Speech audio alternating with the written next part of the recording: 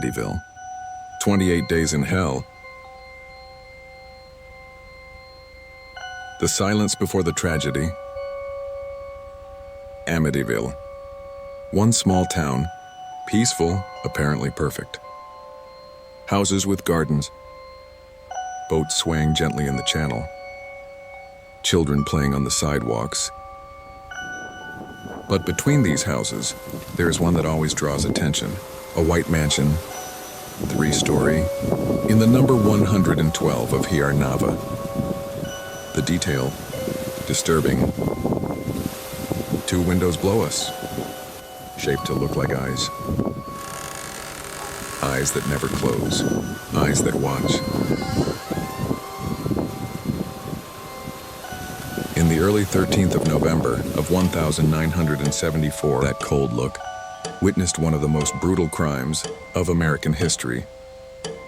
Inside the hunt, everyone slept, or was absolute, until Ronaldo DeFiel Jr., 23 years old. Rosicki, his echoed across the floor, squealing as if the house was crying. With every movement, he went down to the basement, put a .35 caliber rifle. The gun weighed in his hands, but his gaze was distant, almost empty. As I climbed the stairs again, your mind seemed taken by thoughts that weren't his. They don't understand me, they deserve it, murmured softly. Later, he would claim to hear voices, orders coming from inside the house. The first room was the parents'. A dry shot, deafening. The smell of gunpowder burning invaded the air, but in a disturbing way. Nobody screamed. Ronaldo went to the other rooms. Your brothers were silenced. 6 people murdered. In less than an hour. When the police arrived, found all facing bodies in similar position, as if they were just sleeping. No sign of struggle, no neighbors heard the shots. It was as if the night itself had swallowed the sound. At the trial, Ronald said in a firm voice, "It wasn't me, were the voices they sent.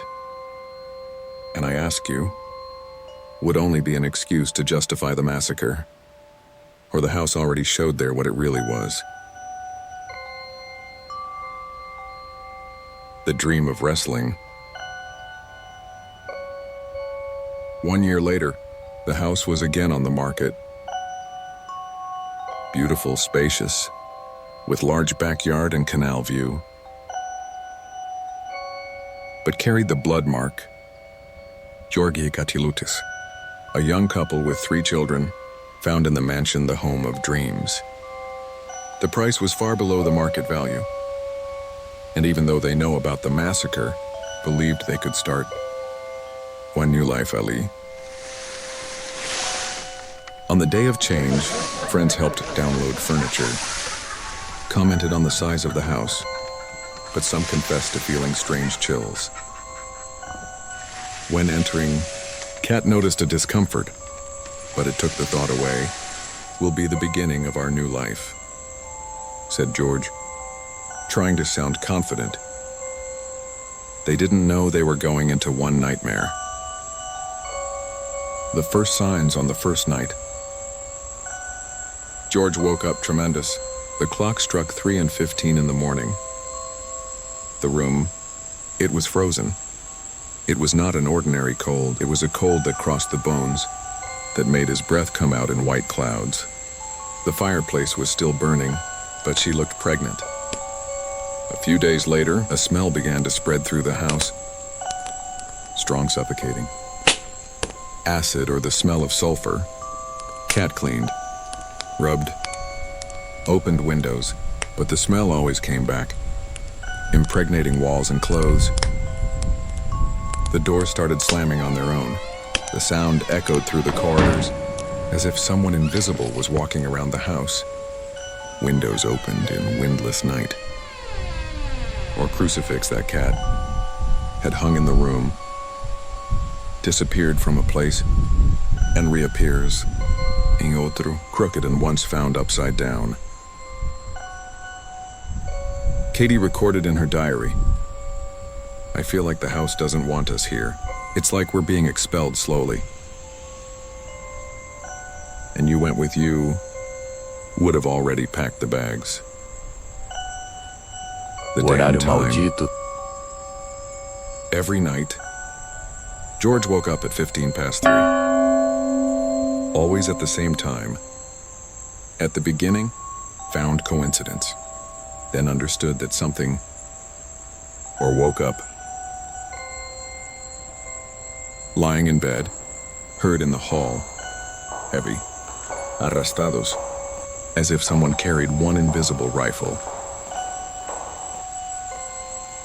Often, had the impression of seeing a standing shadow in front of the door. Cat. Dreamed of murders. Saw the bodies of the Diffio in their own bed. Covered in blood. Often woke up sweaty. With red marks on the arms, as if it had been scratched. The children started talking about a friend, called in the of Jody. They said she was big, with bright red eyes. George also swore to see those eyes through the bedroom window. Still eyes, always looking. Imagine a scene. You open the door to your child's room, and through the window, 2 red eyes stare at you in the dark. What would the father's visit? Terrified, George Iquette, they called the priest to bless the house. He entered confidently, sprinkled the holy water, began to pray, but when he got to one of the rooms, he stopped. Suddenly, a deep voice, Ruka, echoed through the room. The priest turned pale, left in a hurry and never came back. Days later, fell painfully ill. Ket wrote in his diary, "If not even God enters this house, what will become of us?" The degradation. Com o tempo, George changed. I was more angry, colder. Spent hours in front of the fireplace, with keeping the fire going. If the fire goes out, something enters, murmured repeatedly. Kat felt invisible hands touching her body.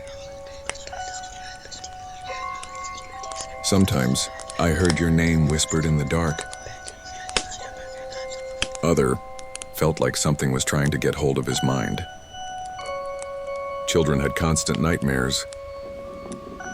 Screamed at night, woke up with bruises. Toys moved by themselves. The air in the house was getting and suffocating, as if breathing with them. We are not the ones who live here. Cat. It's the house that lives in us. The final night. It was at dawn that everything reached its limit. The doors slammed violently. The windows shake as if all were outside.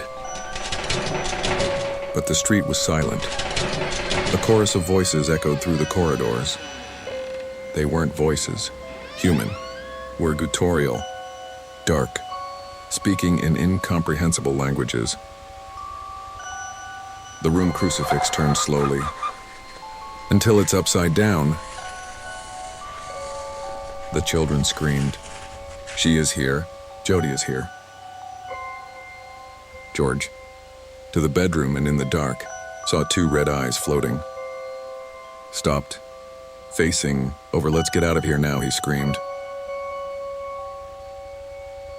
The family fled in the middle of the night, took nothing, abandoned furniture, clothing, souvenirs. Never came back. They had only resisted 28 days. The impact. When the story came to light, the world went into shock. The book The Amityville Horror was released and became a worldwide success. Then came the movies, the documentaries, the series. But along with fame, doubts arose. It would all be a farce created by the fighters to profit, or one of the largest paranormal manifestations already registered. Until today, neighbors say they hear inside the house. Some swear to see shadows on the windows, and you, if you had the chance, would spend a night in the mystery. Decades have passed. The house has been renovated, changed owners, until their number was changed to throw off onlookers. But none of that erased his fame. The mystery remains. The house is just the scene of a brutal crime, or harbors something much darker, something that is still waiting for, observing, attracting those who dare to approach. Maybe the walls were painted. Maybe the furniture. Are others? But what about the voices? Do they still echo at dawn, calling for someone who dares to hear? Now I want to know about you.